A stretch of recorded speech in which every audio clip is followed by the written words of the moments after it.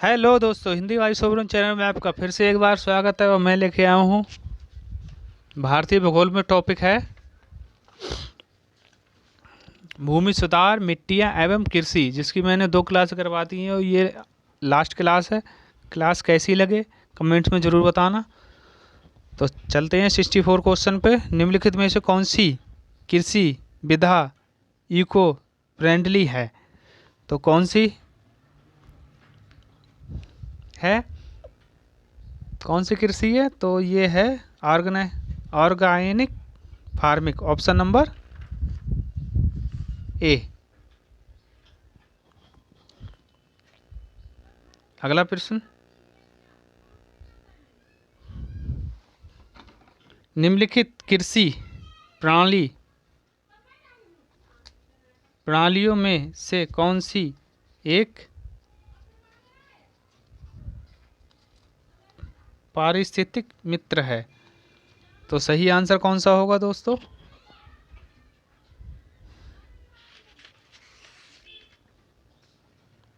Option number A, कार्बनिक खेती, option number A. अगला प्रश्न, निम्नलिखित में से किसी किसी खेती पौधे के प्रत्यारोपण से की जाती है? किसी खेती की जाती है तो पौधे के प्रत्यारोपण से की जाती है ये प्याज की खेती, ऑप्शन नंबर सी ठीक होगा। अगला प्रश्न,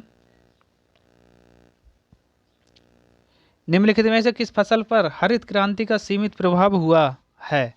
हरित क्रांति का सीमित प्रभाव हुआ है तो ये हुआ है ऑप्शन नंबर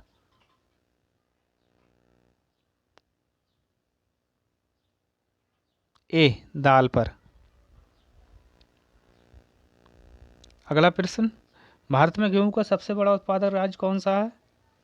तो गेहूं सबसे ज़्यादा अपने उत्तर प्रदेश राज्य में होता है, option number C. Important question.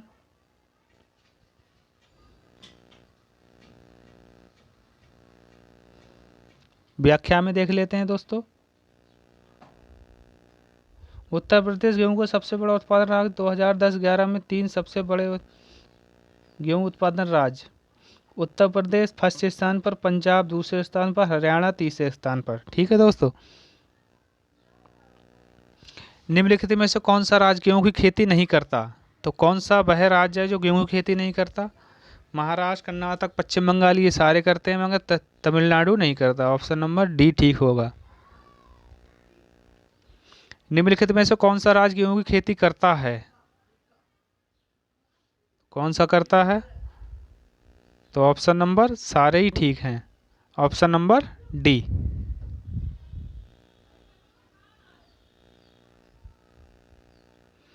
Bharat में कौन सा राज्य सेब का सर्वाधिक उत्पादक है? सर्वाधिक उत्पादक कौन सा है? तो सही answer Himachal Pradesh, option number D. मिट्टी के कटाव का मुख्य कारण है, मिट्टी के कटाव का जो है मुख्य कारण जंगलों को काटने से, ऑप्शन नंबर ए ठीक होगा।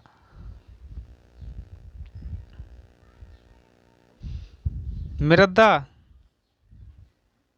क्षरण निम्नलिखित द्वारा रोका जा सकता है? किसके द्वारा रोका जा सकता है? तो अच्छे पेड़ पौधे लगाकर, ऑप्शन नंबर ए ठीक होगा। अगला प्रश्न, मृदा संरक्षण में बेदखलीकरण निम्नलिखित में सहायता करती है? तो ये करती है पहाड़ी क्षेत्र में, ऑप्शन नंबर बी ठीक होगा। अगला, किस प्रकार की मिट्टी में कार्बनिक पदार्थ की अधिकता है? वेरी इंपॉर्टेंट क्वेश्चन है। तो ये है पहाड़ी, नहीं सॉरी, ये जलोढ़ मिट्टी में, ऑप्शन नंबर बी ठीक होगा। भारत में सबसे अधिक कौन सी मिट्टी पाई जाती है? तो ये पाई जाती है जलोढ़ मिट्टी, ऑप्शन नंबर सी ठीक होगा। निम्नलिखित में से सबसे अधिक उपजाऊ भूमि कौन सी है? कौन सी है? तो ये जलोढ़ मिट्टी की, ठीक, ऑप्शन नंबर सी होगा। अगला, निम्नलिखित में से लैटेराइट मिट्टी कहाँ पाई जाती है? इम्पोर्टेंट है। तो सही आंसर कर्नाटक में भी, तमिलनाडु में भी, उड़ीसा में भी, यानी उपरोक्त में से सभी में पाई जाती है। ठीक।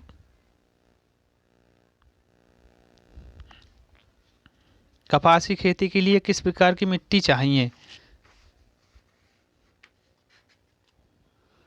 तो सही आंसर क्या होगा? Regur, option number D, important question है। भारत में काली मिट्टी के क्षेत्र कहाँ तक सीमित हैं? तो मध्य दक्षिणी क्षेत्र तक, ऑप्शन नंबर बी। कहाँ काली मिट्टी नहीं पाई जाती है? तो कहाँ काली मिट्टी नहीं पाई जाती है?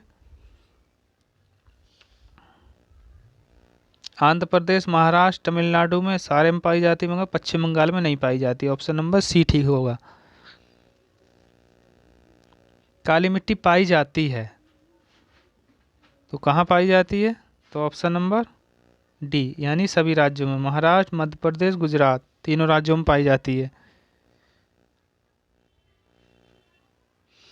निम्न में से किस मिट्टी को सबसे कम जोतने की आवश्यकता होती है? किस मिट्टी को? तो ये होती है काली मिट्टी को, ऑप्शन नंबर बी।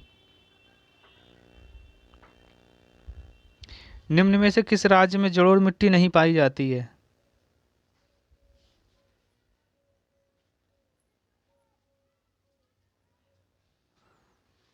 तो सही आंसर होगा option number B, Madhya Pradesh में।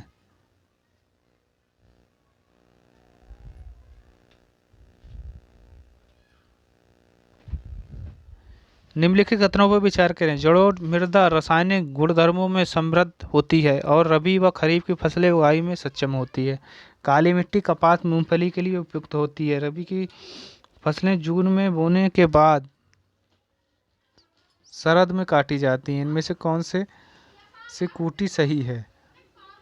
तो कौन सा सही है? तो पहला और दूसरा ठीक है, तीसरा गलत है। जलोढ़ मृदा रासायनिक गुणधर्मों में समृद्ध होती है और रबी व खरीफ की फसलें उगाने में सक्षम होती है। काली मिट्टी कपास, मूंगफली के लिए उपयुक्त होती है। ठीक।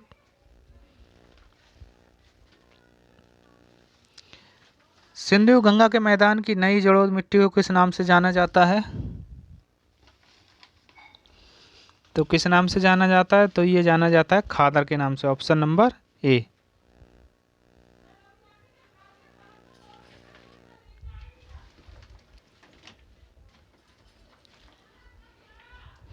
भारत में पाई जाने वाली खादर व बांगर किस प्रकार की मिट्टी हैं? तो सही आंसर जलोढ़ मिट्टी, ऑप्शन नंबर ए ठीक होगा। जल और पवन द्वारा ऊपरी मृदा का पृथक्करण कहलाता है, क्या कहलाता है? तो ये कहलाता है मृदा अपरदन, ऑप्शन नंबर बी।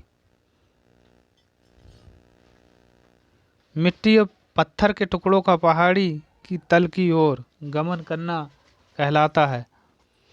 तो सही आंसर होगा मृदा अपरदन, ऑप्शन नंबर ए।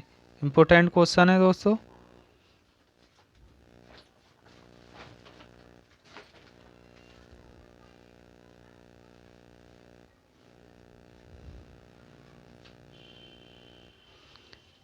बीमारी और फसल, ब्लैक रस्ट किसमें होता है?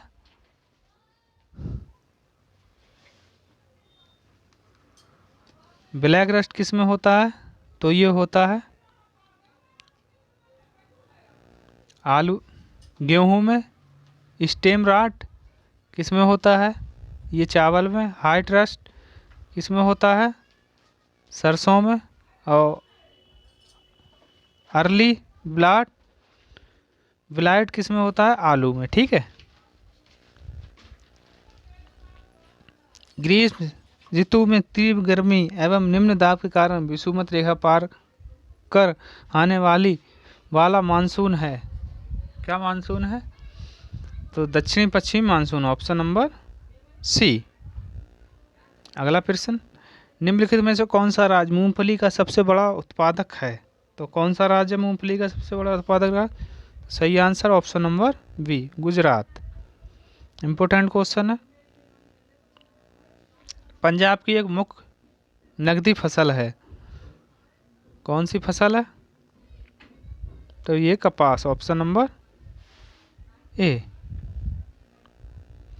कृषि की पैदावार तथा कुटीर उद्योगों में बाधा पड़ती है निम्नलिखित के द्वारा, किसके द्वारा पड़ती है? तो ये पड़ती है निरक्षरता एवं अधिक जनसंख्या, ऑप्शन नंबर बी ठीक होगा। भारत में काजू उत्पादन में मुख्य राज्य कौन सा है? कौन सा राज्य है दोस्तों काजू उत्पादन में? तो सही answer Kerala, option number A. Bharat में काजू सबसे बड़ा उत्पादन राज्य कौन सा है?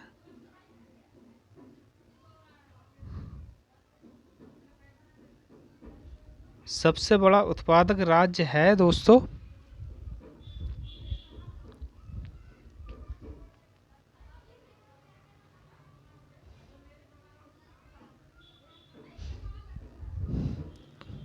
केरल। चलिए अगला, मिट्टी की रचना सामान्यतः निम्नलिखित प्रक्रिया द्वारा होती है। तो सही आंसर निक्षेपण, option number B. Important question है। निम्नलिखित में से कौन सा पौधा तना छिद्र कीट से खराब रूप से प्रभावित होता है? तो सही आंसर ऑप्शन नंबर ए गन्ना। इस क्लास का अंतिम क्वेश्चन, क्लास कैसी लगी कमेंट्स में ज़रूर बताना। उद्यान कृषि के लिए उपयुक्त जलवायु है? तो ये है भूमध्य सागरीय, option number B. Important question है दोस्तों मिलते हैं फिर अगली क्लास में, तब तक के लिए धन्यवाद।